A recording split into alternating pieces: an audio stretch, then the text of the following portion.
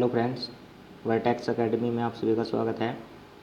आज हम number system का पार्ट फर्स्ट करेंगे।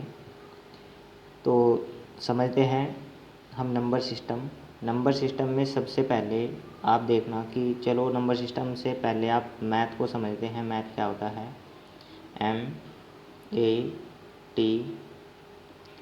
ठीक है ना।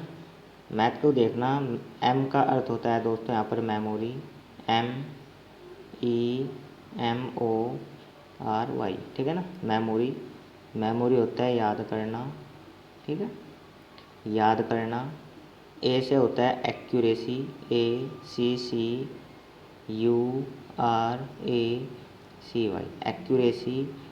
एक्यूरेसी होता है सटीकता, ठीक है।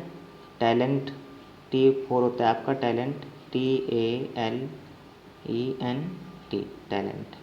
टैलेंट होता है दोस्तों आपका प्रतिभा, ठीक है। H होता है आपका हार्ड वर्क, ठीक है। H होता है आपका हार्ड वर्क क्या होता है यहाँ पर? परिश्रम, ठीक है ना। परिश्रम होता है। चलिए, आपने ये भाई जो मैथ की फुल फॉर्म होती है आपने ये देखी। इसके बाद देखते हैं हम मैथ क्या होता है। मैथ की जो डेफिनेशन होती है एक्चुअल में वो क्या होती है, समझते हैं। मैथ यहाँ पर लिखना आप मैथ की परिभाषा।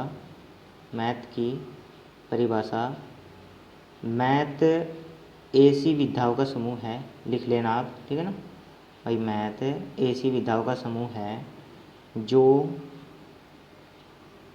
संख्याओं, मात्राओं, परिमाणों, रूपों और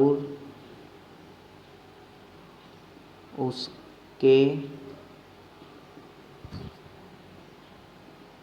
आपसी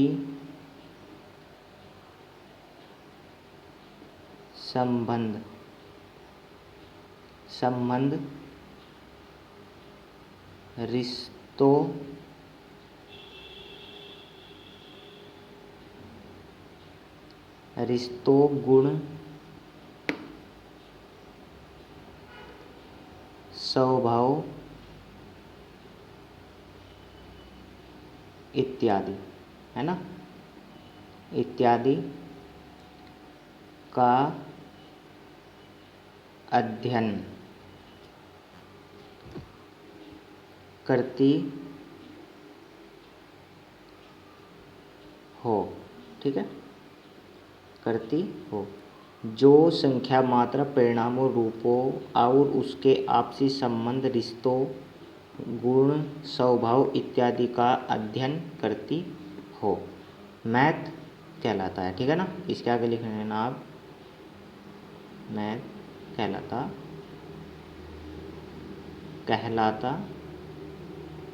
है, ठीक है, मैथ कहलाता है। चलिए अब देखते हैं हम नंबर सिस्टम। सबसे पहले नंबर 1 पर हम समझते हैं इंटीजर, पूर्णांक क्या होता है देखना, यहाँ पर समझना। पूर्णांक चाहे तो हमारे पास धनात्मक संख्या हो, ठीक है ना, धनात्मक संख्या, या हमारे पास ऋणात्मक संख्या हो, ठीक है ना, और जीरो सहित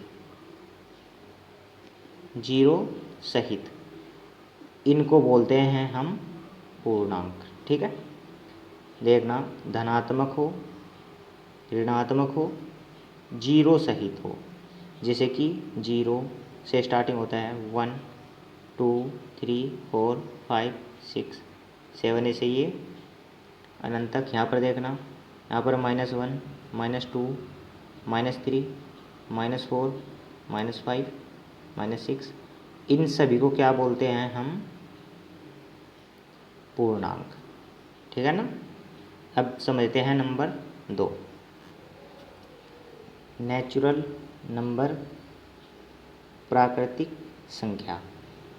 तो इसको हम समझते हैं, जैसे कि हमारे पास ये 0 हो गई ना, ये 0, ये नेचुरल नंबर नहीं है, ठीक है ना, ये नहीं है। नेचुरल नंबर में क्या आएगा, 1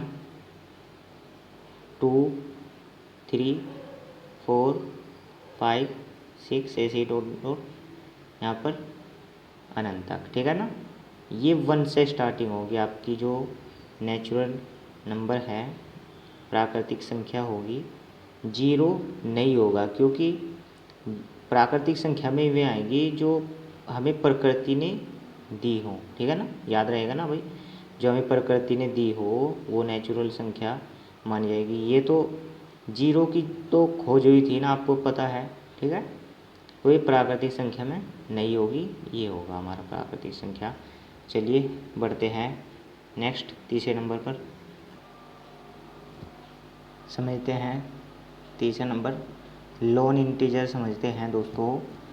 ये ऋण पूर्णांक क्या होता है, लॉन इंटीजर, ठीक है ना, ये समझना। जो संख्या हमारे पास में, जो संख्या माइनस की होगी, जैसे कि 0 से चलेंगे इधर -1 -2 -3 -4 -5 ऐसे ही -6 ऐसे ये डैश डैश ये अनंत तक, ठीक है ना। अब ये जो 0 होती है ना, ये जो 0 होती है ये ऋण पूर्णांक नहीं होता, ना ही ये है धन पूर्णांक होता है, ना ही यह ऋण पूर्णांक होता है, ठीक है। ये 0 ही होता है, आप इसको याद रखना। ये ना तो धन पूर्णांक होता है ना ऋण पूर्णांक, ये प्लस, ये माइनस और प्लस के बीच में होता है, ठीक है, ये माइनस और प्लस के बीच में होता है 0, ठीक है। फोर्थ नंबर समझते हैं, धन पूर्णांक समझते हैं फोर्थ नंबर। ये जो हमारे पास है ना, अब धन पूर्णांक तो आपको पता ही होगा ना भाई, 1 2 3 4 5 6 7 ऐसे ये अनंत तक, ठीक है। जो हमारे पास संख्याएं प्लस की होंगी, सभी संख्याएं, उनको बोलते हैं धन पूर्णांक, ठीक है ना, ये आपको याद रखना है। फिफ्थ नंबर समझते हैं, इवन नंबर, सम संख्या। इवन नंबर क्या होती है यहाँ पर समझना, जो 2 से विभाजित हो जाए, है ना, जो 2 से विभाजित हो जाए, ठीक है। 2 से कौन कौन सी भाई, 2 भी हो जाएगी, 4 6 8 10 ऐसे 12 हो जाएगा आपके पास, 14 ऐसे ही ये अनंत तक, ठीक है ना।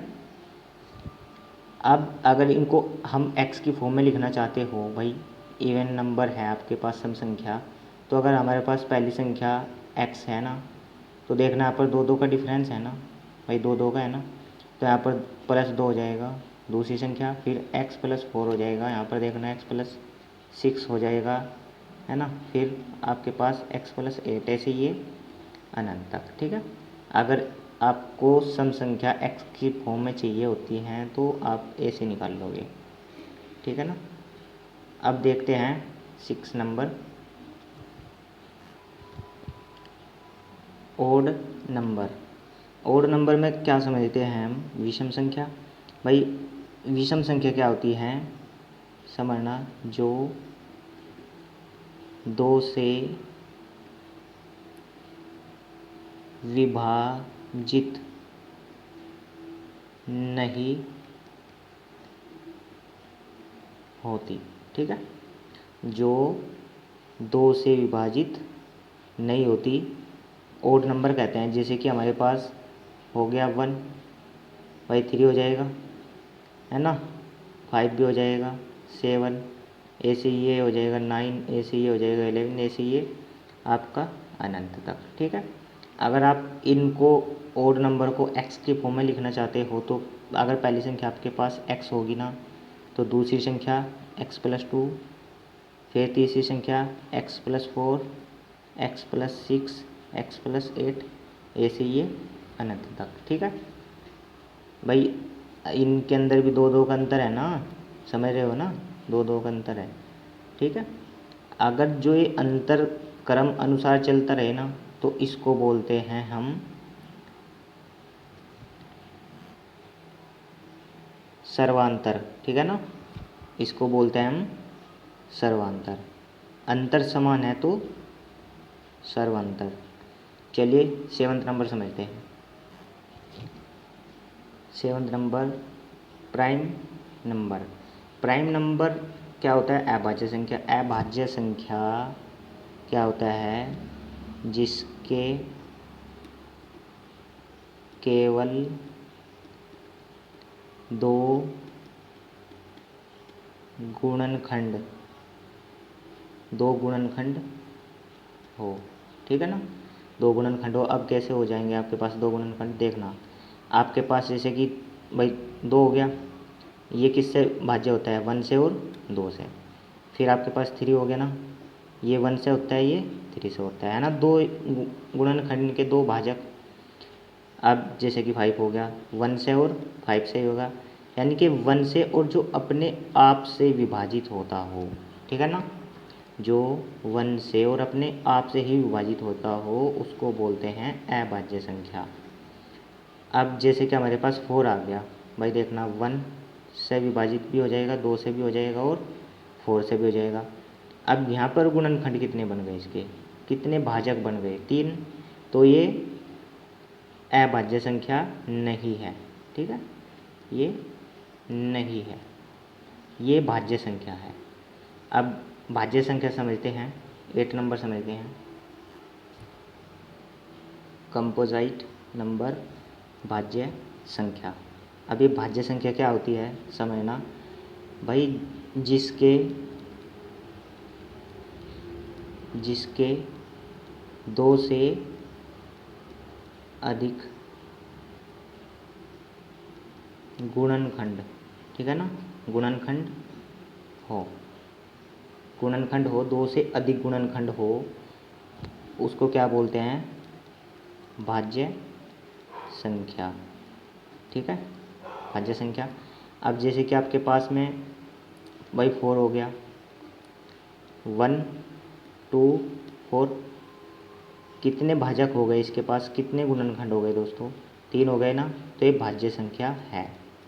जैसे कि आपके पास में 6 हो गया, भाई 1 से भी विभाजित हो जाएगा, 2 से भी, और ये 3 से भी विभाजित हो जाएगा 6, तो ये भी क्या है? भाज्य संख्या है।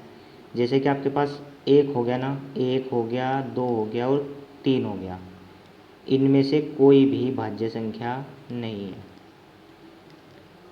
है भाज्य संख्या। ठीक है ना, भाज्य संख्या होने के लिए 2 से अधिक गुणनखंड होने चाहिए, जैसे कि इनके हैं, इनके 3 है ना। ठीक है ना, अरे समझ में आ रहा होगा ना। चलिए बढ़ते हैं 9th नंबर पर। को प्राइम नंबर, सह अभाज्य संख्या। तो सह अभाज्य संख्या को प्राइम नंबर क्या होता है? सिंपल लैंग्वेज में देखते हैं, जिसका महत्तम समापवर्तक 1 हो। ठीक है, जिसका महत्तम समापवर्तक 1 हो, 1 हो, तो वो होता है सहभाज्य संख्या। जैसे कि हमारे पास 2 और 3 हो गया, एक पेयर तो ये हो गया 2 और 3 का, है ना। 4 और 5 का हो गया, भाई आपका कोई भी संख्या ले लो, 5 और 6 का हो गया। ठीक है, एक पेयर ही हो गया। अगर हाँ, ये तो हमारे पास भाई इनका अगर दोनों संख्याओं का आप में से निकालोगे तो 1 आ जाएगा, 1 आ जाएगा, 1 आ जाएगा। अगर आपके पास 4 और 8 हुआ तो इसका में से क्या आएगा? दोनों संख्याओं का भाई महत्तम समापवर्तक क्या आएगा 4। तो ये जो संख्या है ये सह अभाज्य संख्या नहीं है, ठीक है ना। चलिए अब समझते हैं आपका 10th नंबर, रेशनल नंबर परिमेय संख्या। अब ये रेशनल नंबर क्या होता है इनको समझना। भाई हमारे पास में जो जो P/Q, ठीक है ना, P/Q के रूप में हो, ठीक है, रूप में हो तो उसको क्या बोलते हैं परिमेय संख्या है। यहाँ पर जो हमारा Q होगा ये इसके बराबर 0 नहीं होना चाहिए, ठीक है, इसके बराबर 0 नहीं होना चाहिए। तो समझना, जैसे कि हमारे पास भाई 5/7 हो गया, 8/7 हो गया, है ना, 9/कुछ 2 हो गया। तो ये जो संख्या है आपकी पाई का मान हो गया 22/7, ठीक है ना, और 4/5 हो गए। ये सारी की सारी क्या हैं, ये सारी की सारी परिमेय संख्याएं हैं, ठीक है ना। अब समझते हैं अपरिमेय संख्या, इरेशनल नंबर। इरेशनल नंबर अपरिमेय संख्या क्या होता है, जो P/Q के रूप में नहीं हो या नहीं लिखी जा सकती, ठीक है, या नहीं लिखी जा सकती। जैसे कि आपके पास √2 हो गया, √3 हो गया, √5 हो गया, है ना। ये जो रूट हैं आपके पास में इनका भाई कोई मान निश्चित नहीं आएगा, तो इनको कभी भी हम नहीं लिख सकते। जैसे कि आपका पाई हो गया, है ना, पाई का कोई भी मान निश्चित नहीं होता। और कोई भी आप ले लो, कोई भी एक ऐसी संख्या ले लो, √7 हो गया, ठीक है ना, ये सारी की सारी क्या होती हैं, अपरिमेय संख्या। और चाहे यहाँ पर हमारे पास में माइनस की भी संख्याएं हो, माइनस, ठीक है ना, -√3, -√5, ये सभी क्या होती हैं आपके पास में अपरिमेय संख्या, ठीक है ना। अब समझते हैं 12th नंबर, वास्तविक संख्या किसको कहते हैं। वास्तविक संख्या हमारे पास में जो परिमेय संख्या होती है, ठीक है ना, परिमेय संख्या और अपरिमेय संख्या, अपरिमेय संख्या होती है ना, जो इन दोनों का जो रूप होता है, इन दोनों रूपों को वास्तविक संख्या कहते हैं। जैसे कि आप -1 ले लो, ठीक है ना, भाई आप -1 लिया आपने, और माइनस के √5 ले लो आप, और √5 ले लो, है ना, 22/7 ले लो, पाई ले लो, ठीक है। आप कोई भी मान ले लो परिमेय का और अपरिमेय का, ठीक है, इनको ही वास्तविक संख्या कहते हैं। ये आपको याद रखना है, ठीक है। बढ़ते हैं आगे। एक होता है हमारे पास में क्रमागत पूर्णांक, ठीक है। क्रमागत पूर्णांक आपको नाम से ही पता चल रहा होगा, जैसे कि 1, 2, 3, 4, 5, 6 ऐसे ही अनंतर। अगर इसको हम x के फॉर्म में लिखना चाहते हैं तो अगर पहली संख्या हमारे पास कोई x है तो दूसरी संख्या क्या होगी, x+1, तीसरी संख्या क्या होगी, x+2, चौथी संख्या x+3 और पांचवी संख्या x+4, ऐसी ये चलती जाएगी, ठीक है। एक होता है यहाँ पर देखना भाई, 40 नंबर समझना, क्रमागत सम पूर्णांक, ठीक है ना, क्रमागत समपूर्णांक भी होता है। तो यहाँ पर सम आए चाहे विषम आए, चाहे आप विषम आए, तो दोनों संख्या एक ही होंगी हमारे पास में। x अगर कोई पहली संख्या है तो ये दूसरी संख्या x+2 होगी, तीसरी संख्या x+4 और x+6, x+8 ऐसे ये चलती जाएंगी। ठीक है, ये आपके पास संख्या होंगी। अब नंबर सिस्टम के अंदर ऐसी कोई संख्या नहीं है जो हमने नहीं की हो। तो उम्मीद है आपको ये वीडियो अच्छी लगेगी। और हाँ, चैनल पर नए आए हो तो चैनल को सब्सक्राइब करो, करो, वीडियो को लाइक करो। मिलते हैं नेक्स्ट वीडियो में, तब तक के लिए धन्यवाद।